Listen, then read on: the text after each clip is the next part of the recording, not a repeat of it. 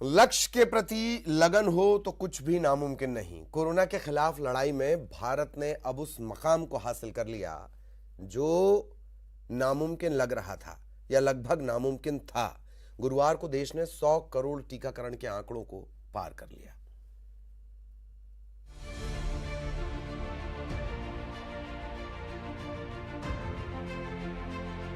इक्कीस अक्टूबर 2021 का ये दिन इतिहास में दर्ज हो गया है।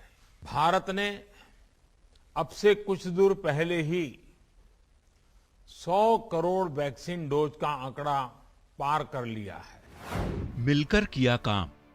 एक उत्साह है और दायित्व बोध भी है कि हमें मिलकर कोरोना को जल्द से जल्द हराना है। मैं प्रत्येक भारतवासी को बधाई देता हूं।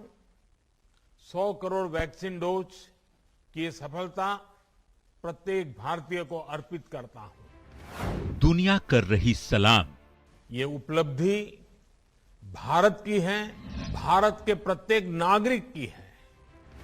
100 करोड़ का सफरनामा। 100 साल में आई सबसे बड़ी महामारी का मुकाबला करने के लिए देश के पास अब 100 करोड़ वैक्सीन डोज का मजबूत सुरक्षा कवच है। महामारी पर टीकाकरण का महाप्रहार।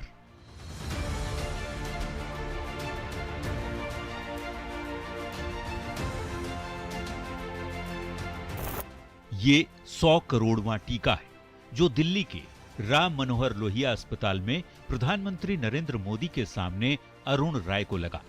इसकी अहमियत का अंदाजा आप इस बात से लगा सकते हैं कि 100 करोड़वें टीके के मौके पर पीएम मोदी खुद मौजूद रहे। खास बात यह कि जिस शख्स को कोरोना का 100 करोड़वां टीका लगा वो प्रधानमंत्री मोदी के संसदीय क्षेत्र वाराणसी का रहने वाला है। प्रधानमंत्री मोदी ने यहां टीका लेने आए एक दिव्यांग युवती से भी बात की और उससे गीत सुने।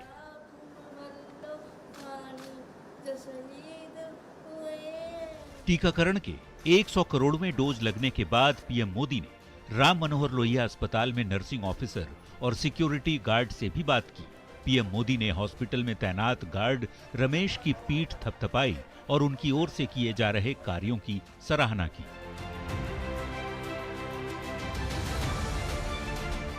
अपने संबोधन में पीएम मोदी ने भारत में चल रहे दुनिया भर के सबसे बड़े टीकाकरण कार्यक्रम से जुड़े सभी लोगों का आभार जताया। मैं देश की वैक्सीन मैन्युफैक्चरिंग कंपनियां, वैक्सीन ट्रांसपोर्टेशन में जुड़े कर्मयोगियां, वैक्सीन लगाने में जुटे हेल्थ सेक्टर के प्रोफेशनल्स, सभी का अधानोम गेब्रियेसस ने के महानिदेशक ने अपने ट्वीट में लिखा, प्रधानमंत्री नरेंद्र मोदी, वैज्ञानिक, स्वास्थ्यकर्मी और भारत के लोगों को कोविड-19 से संवेदनशील आबादी की रक्षा करने और टीकों के समतामूलक वितरण के लक्ष्यों को प्राप्त करने के प्रयासों के लिए बधाई। टीकाकरण को लेकर मिली ये कामयाबी यकीनन काबिले तारीफ है, लेकिन 100 करोड़ तक पहुंचा ये सफर आसान नहीं था। सरकार की सटीक रणनीति और स्वास्थ्य कर्मियों सहित सभी के सहयोग से भारत ने कोरोना की लड़ाई में ये मुकाम हासिल किया। गर्मी हो या बारिश, दुर्गम पहाड़ी इलाके हों या फिर बाढ़ के हालात, सरकार ने हर मुश्किल का हल निकाला, लोगों तक टीका पहुंचाया। 10 लोग हो या 10 लाख, हर क्षेत्र तक आज हम पूरी सुरक्षा के साथ वैक्सीन पहुंचा रहे हैं। कोविड-19 रोधी टीकों की 100 करोड़वीं खुराक तक पहुंचने में भारत को 279 दिन का वक्त लगा। देश में 16 जनवरी से वैक्सीनेशन अभियान की शुरुआत हुई। गरीब हो, निम्न मध्यम वर्ग हो, मध्यम वर्ग हो या फिर उच्च वर्ग, भारत सरकार के अभियान में मुफ्त वैक्सीन ही लगाई जाएगी। शुरुआती 20 करोड़ वैक्सीन डोज 131 दिन में लगे। अगले 20 से 40 करोड़ डोज 52 दिन में लग गए। 40 से 60 करोड़ डोज देने में 39 दिन लगे, जबकि 60 करोड़ से 80 करोड़ डोज देने में सबसे कम महज 24 दिन ही लगे। और अब 80 करोड़ से 100 करोड़ होने में 31 दिन लगे हैं। बता दें कि अब तक 31% आबादी को टीकाकरण के दोनों डोज लग चुके हैं। अब दुनिया में सिर्फ चीन ही ऐसा देश है जहां भारत से ज्यादा वैक्सीन लगी है। अगर टीकाकरण की रफ्तार यूं ही बढ़ती रहे तो वो दिन दूर नहीं जब भारत पूरी तरह वैक्सीनेशन के सुरक्षा कवच में आ जाएगा।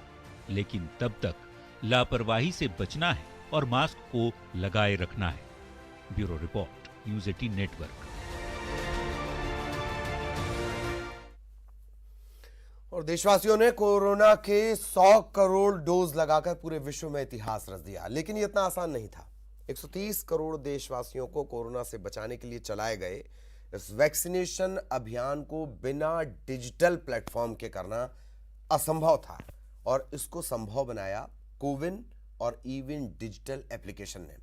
आज इसका जिक्र भी प्रधानमंत्री ने किया, और इसी की बदौलत एक ही दिन में करोड़ों लोगों को वैक्सीन लगाना संभव हो पाया।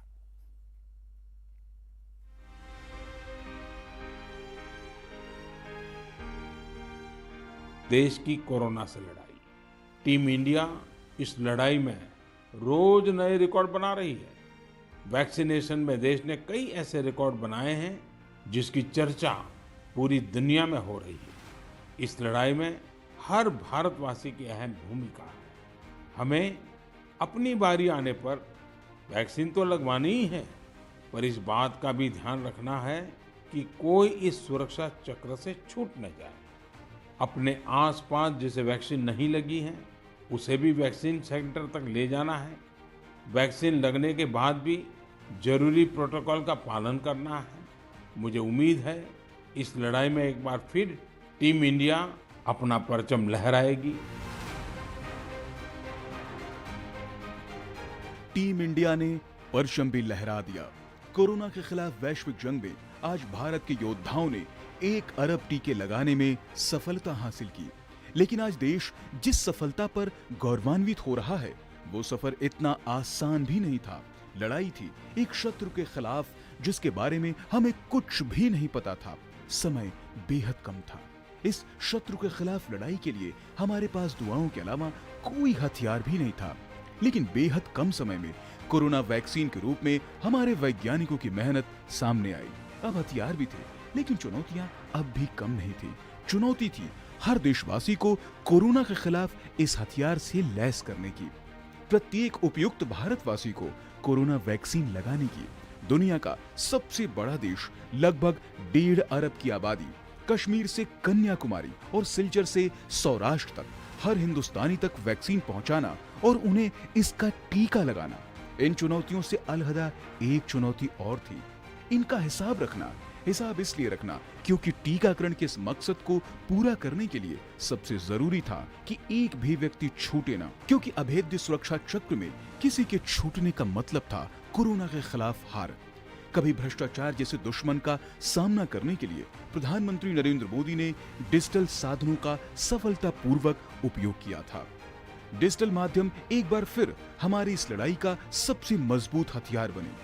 Electronic vaccine intelligence network eVIN और कोविड वैक्सीन इंटेलिजेंस नेटवर्क यानी कोविन के रूप में भारत का वैक्सीन डिलीवरी प्लेटफॉर्म कोविन एक ही दिन में करोड़ों वैक्सीन डोज लगाने के लिए डिजिटल सपोर्ट दे रहा है। सेवा परमो धर्मः को जीने वाला भारत सीमित संसाधनों के बावजूद भी वैक्सीनेशन डेवलपमेंट और मैन्युफैक्चरिंग में जी जान से जुटा है।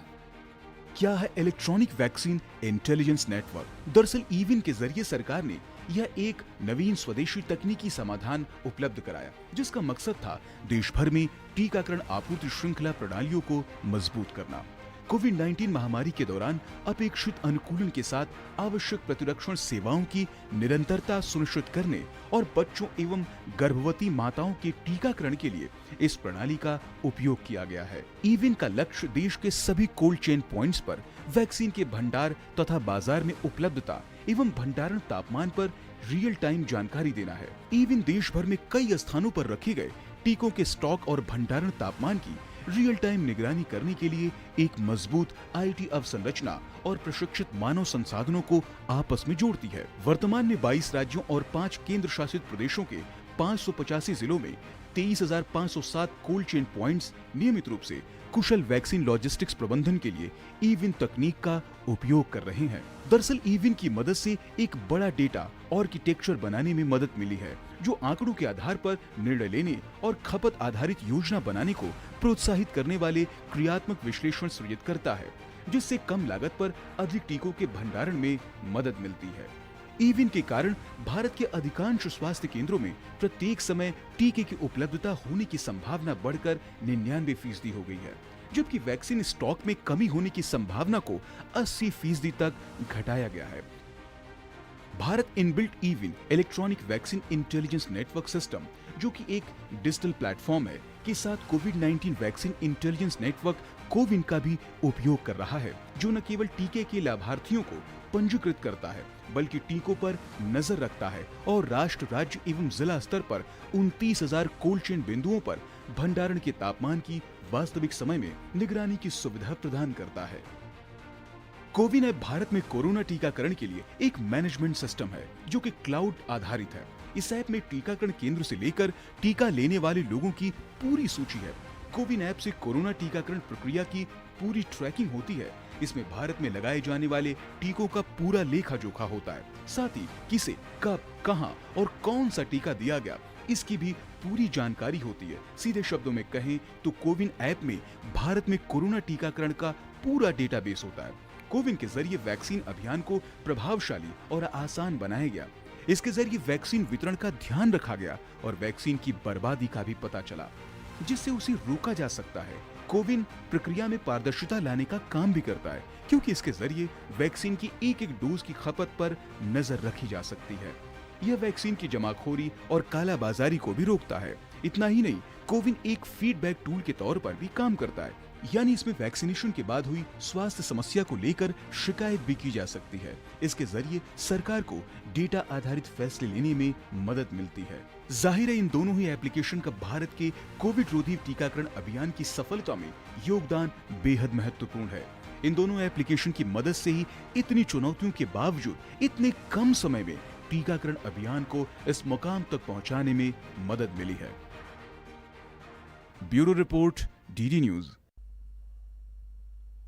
और यहां रुकेंगे ब्रेक के लिए।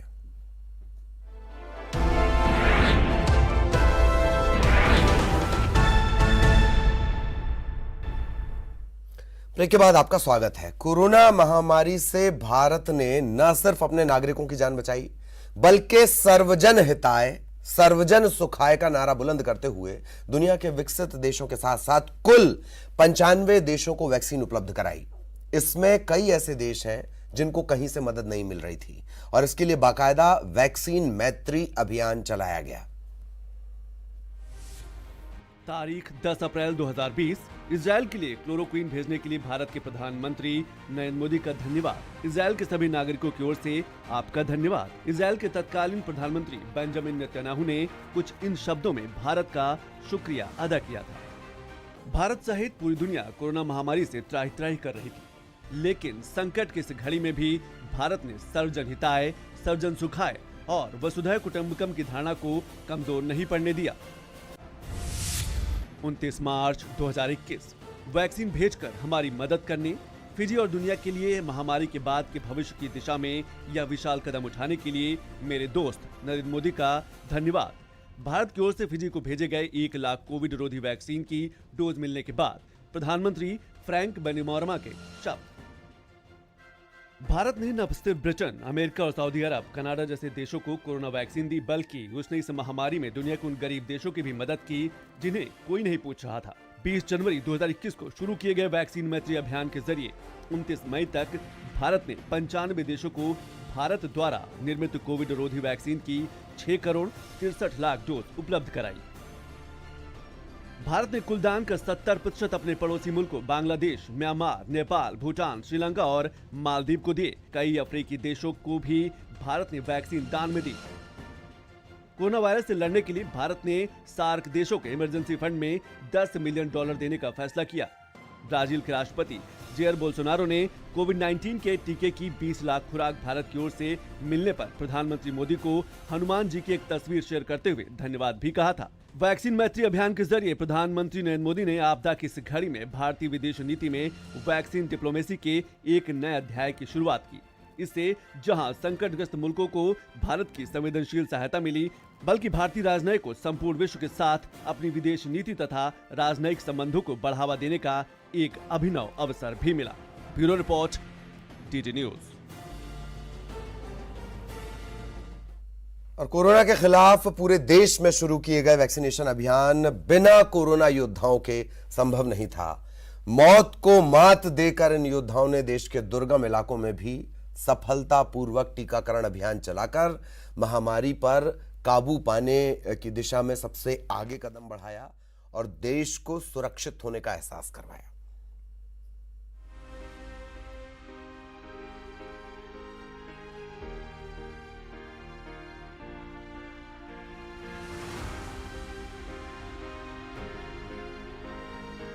भारत की विशालता कई चुनौतियां लेकर आती हैं, खासकर तब जब कोविड जैसे वैश्विक महामारी के खिलाफ पूरे देश में सभी पात्र लोगों को तेजी से टीकाकरण के सुरक्षा चक्र से जोड़ना हो तो ये चुनौतियां और बड़ी हो जाती हैं।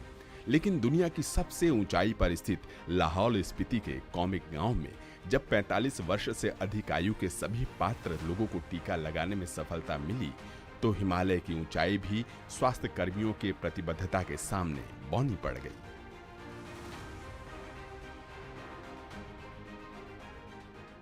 वैक्सीनेशन जब यह शुरू हुआ था तो सबसे पहले कैटेगरी में हेल्थ केयर वर्कर्स को किया था हमने कवर, उसके बाद फ्रंटलाइन वर्कर्स को कवर किया था।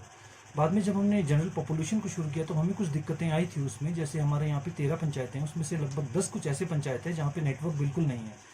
तो वहाँ पे हमने एडीएम साहब के संज्ञान में ये बात लाई और डीसी साहब के संज्ञान में ये बात लाई, तो उन्होंने हमें परमिशन दिया था कि आप जहाँ पे नेटवर्क नहीं है वहाँ पे जाके आप ऑफलाइन वैक्सीनेशन करेंगे और फिर काजा में जहाँ नेटवर्क है वहाँ आके आप उसको डेटा को शाम को चढ़ा सकते हैं। कोरोना योद्धाओं ने तो जैसे मौत को भी मात देने का संकल्प कर लिया था।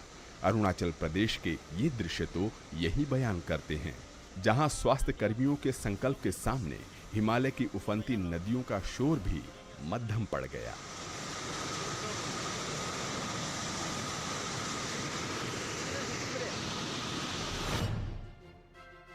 कोविड के इस सुरक्षा चक्र को आखिरी व्यक्ति तक पहुंचाना था। इस संकल्प के सामने हिमालय की 14,000 फीट की ऊंचाई को स्वास्थ्य कर्मियों ने पैदल ही नाप दिया। इतनी ऊंचाई पर सुदूर बसे लुगुथांग गांव में टीकाकरण से रह गए 16 याक चरवाहों को वैक्सीन देने के लिए 9 घंटे की ट्रैकिंग कर स्वास्थ्य कर्मियों ने पूरी दुनिया को अपनी प्रतिबद्धता का लोहा मानने के लिए मजबूर कर दिया।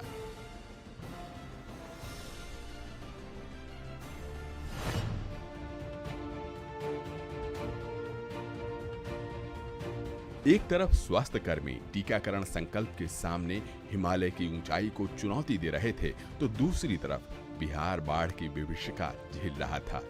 बाढ़ की चुनौतियों के बीच लोगों के टीकाकरण का स्वास्थ्य कर्मियों ने अभिनव तरीका निकाला। नाव के पतवार के सहारे बाढ़ से घिरे आखिरी व्यक्ति तक कोविड के सुरक्षा चक्र को जोड़ने का संकल्प लिए निकल पड़े स्वास्थ्य कर्मी अपनी संकल्प सिद्धि के लिए। लोग बाढ़ में 15-20 रोज से फंसे हुए से सोच रहे थे कोरोना का टीका लेने के लिए, लेकिन बाढ़ में जा नहीं पहुंच पा रहे थे। उसके बाद आज नाव पर अचानक कोविड का वैक्सीन पड़ने का मालूम हुआ तो हम लोग वैक्सीन लेने के लिए यहाँ पहुँचे। अच्छा लग रहा है हम लोगों के बाढ़ के क्षेत्र में कि नाव से हम लोगों के गाँव तक सुविधा उपलब्ध हो रहा है। सुंदरवन के जंगल में समुद्र के बीच सुदूर द्वीप पर बसी इंसानी आबादी दोहरी चुनौती झेल रही थी। एक तरफ चक्रवात, अम्फान और रियास की विभीषिका थी तो दूसरी तरफ वैश्विक महामारी कोरोना मुंह फाड़े खड़ी थी। समुद्र में उठती ऊंची नीची लहरों से बेपरवाह स्वास्थ्य कर्मियों ने इन द्वीपों पर पहुंचकर यहाँ के इंसानी आबादी का 100% टीकाकरण किया। झारखंड के कोडरमा में बिरहोर आदिवासी बहुल गांवों में ये स्वास्थ्य कर्मियों की प्रतिबद्धता ही थी कि तमाम अफवाहों को किनारे रखकर इन आदिवासियों ने न केवल खुद टीका लगवाया बल्कि अपने आसपास के लोगों को भी टीका लगाने की प्रेरणा दी। आप ले लिए हैं टीका? हम लिए हैं, हम बोल रहे हैं कि देखो हम ले लिए, हमको कुछ नहीं हुआ, तुम लोग भी ले लेना। देश भर में इस तरह की अनगिनत चुनौतियों को टीकाकरण के इस पवित्र संकल्प के सामने हमारे स्वास्थ्य कर्मियों ने बौना साबित किया। ये स्वास्थ्य कर्मी इस वैश्विक महामारी के खिलाफ हमारे अनदेखे नायक साबित हुए। Bureau report, DD news.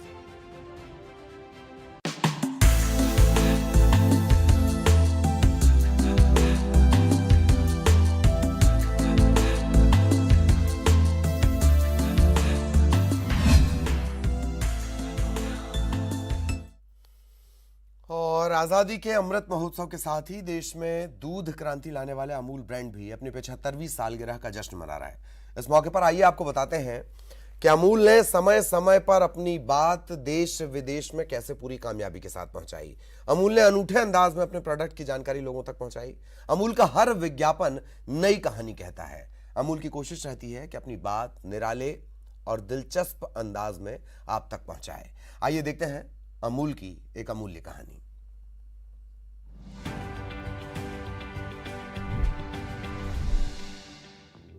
Amul ने आतंकवाद के खिलाफ दुनिया की लड़ाई के संकल्प को भी अपनी बात कहने के लिए चुना। साल 2001 में सबसे बड़े आतंकवादी हमले में न्यूयॉर्क में WTC ढह गया। अमूल ने संदेश दिया, आतंकवाद अब कबूल नहीं होगा। वाक्य इस तरह लिखा गया ताकि आतंक के गढ़ अफगानिस्तान की राजधानी काबुल को कबूल पढ़ा जाए। विज्ञापन में लादेन की स्पेलिंग का भी सकारात्मक इस्तेमाल किया गया।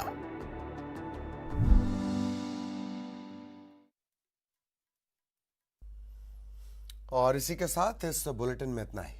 नमस्कार।